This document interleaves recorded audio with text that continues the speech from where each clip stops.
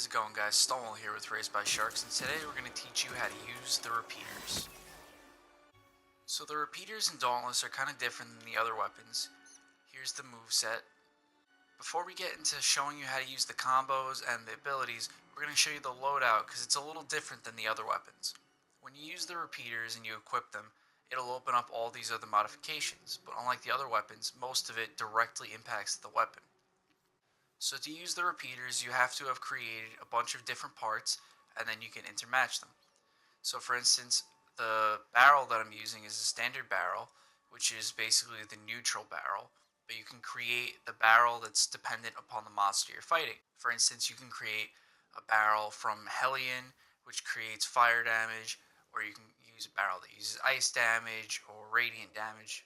Then you get down to the chamber. The salvo chamber directly impacts what your square ability is. I use the salvo chamber because the square ability creates a little rocket, and then when it's empowered creates a little shotgun like 3 spread rocket ability. The other one though is the marksman chamber, which when you hit the beast will leave a little mark on them, and anybody that hits that mark will deal a little bit of increased damage. Then you have the grip.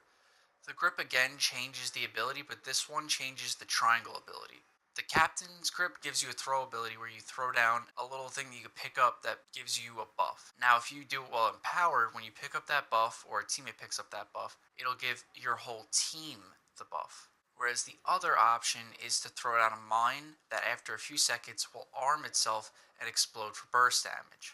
Personally, I like to go with the captain's grip because normally while I would take the damage isn't that great, especially compared to the ability to have increased attack speed for 15 seconds. Then you have the really interesting one, which is the prism. The prism gives you a totally separate ability and is another way to increase the power of your gun. The prism I'm using right now is that the 10th hit in quick succession deals 100 bonus damage and major blaze damage. The other one I have here is evading drops 2 ice mines on a 30-second cooldown. There's a whole bunch of different varieties of these. You really have to pick on preference. The only one I would say that isn't really preference is the barrel. The barrel should be always dependent upon what you're fighting. Then you also have the standard modification that every other weapon has, where you can choose between these 3.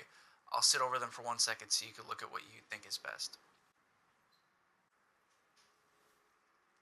This is the one that I'm going with because you really should be shooting at the same basic part and not getting hit very often when you're using the repeaters. So this will be a good little increase to damage. Okay, so if you looked at the move list, you'll notice that the basic move for the repeaters is very different than the other weapons in the game. The basic move is right trigger where you shoot your gun. Square does your first ability, and triangle does your second ability. Right bumper is to reload.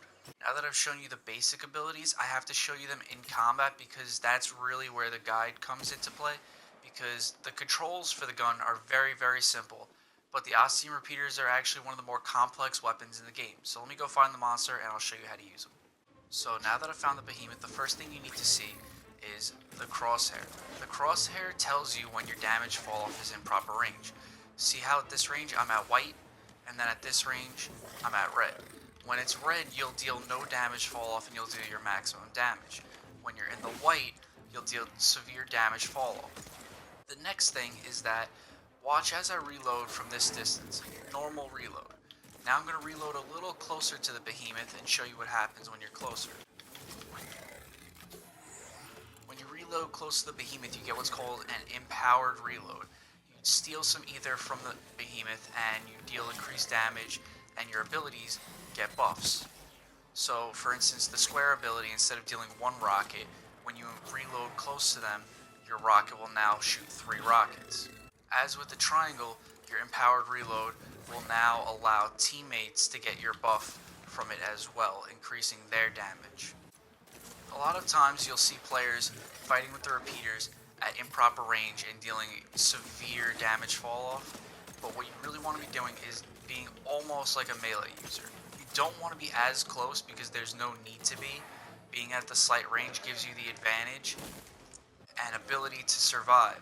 What you want to be doing is still being close enough that you're dealing full damage, because if you take the damage drop off, you're going to be slowing down your teams and increasing the chances that someone else in your team or you dies. So one of the main things about the gun that makes it a little difficult to enter is right trigger being to shoot the gun instead of to sprint means that you don't have an ability to sprint while your guns are out. You have to dodge roll.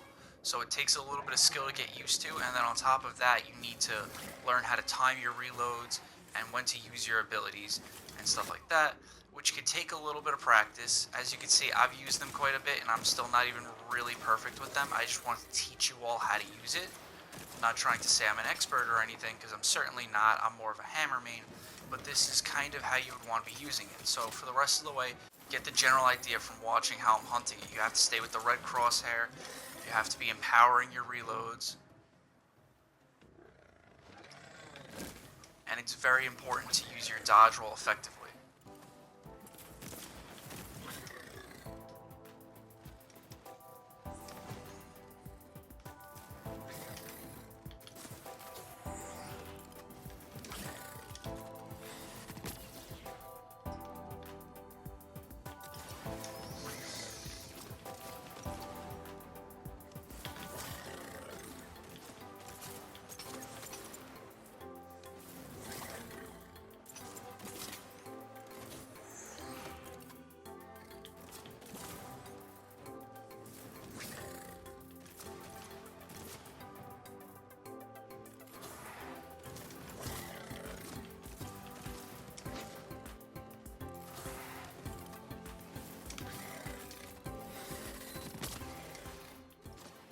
Key again is to use the repeaters almost like they're a point-blank shotgun.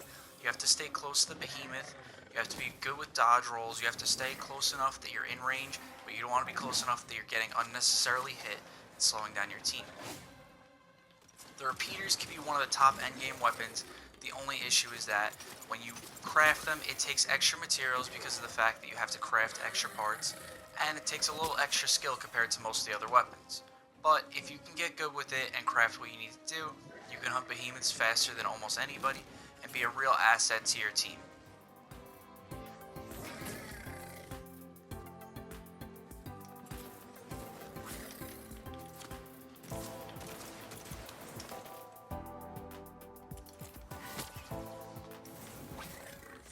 See how there, when I used the salvo, it only dealt 8 damage? It was because it was out of range.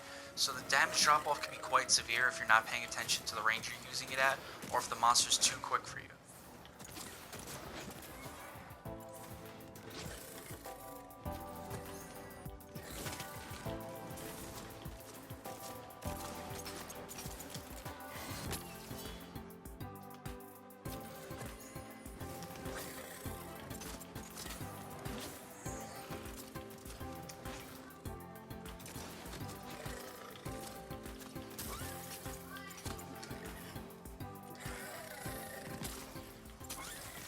So as you can see, even on an incomplete build, because I'm not usually a repeaters player, damage can be pretty good, and it's fun to use. The only thing is that you really don't want to base your build or damage expectations around what I'm doing here, because my damage is a little on the low side because I'm not really using a perfected build. I kind of just stuck repeaters on my hammer build to make this guide for you guys so you can see how to use it, because I notice a lot of times when I'm playing, a lot of players will be using it improperly. They'll be hanging really far in the back, thinking they're dealing proper damage, or they'll be getting hit way too much because they're using it almost like a melee weapon. What you really want to be doing is sitting at shotgun range, which means that you're close enough that you don't have damage fall off, but you're far enough away that you're not getting hit every 3 seconds.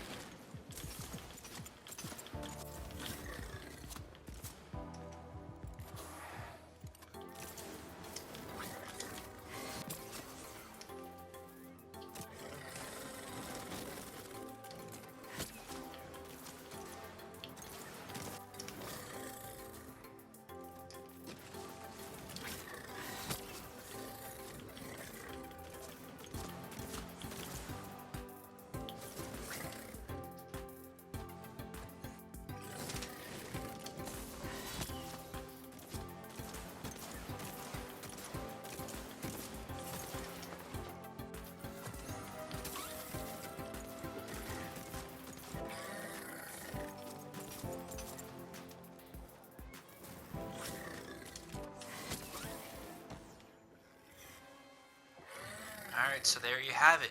The Raised by Sharks Repeater Guide, guys. Thanks for watching Raised by Sharks. Remember to leave a like and subscribe for more. And keep your eye out for the top 5 repeater parts video that we're going to have coming out pretty soon. If you have any questions or comments, leave them down below. But please don't mention the fact that I suck at this game. And thanks for watching.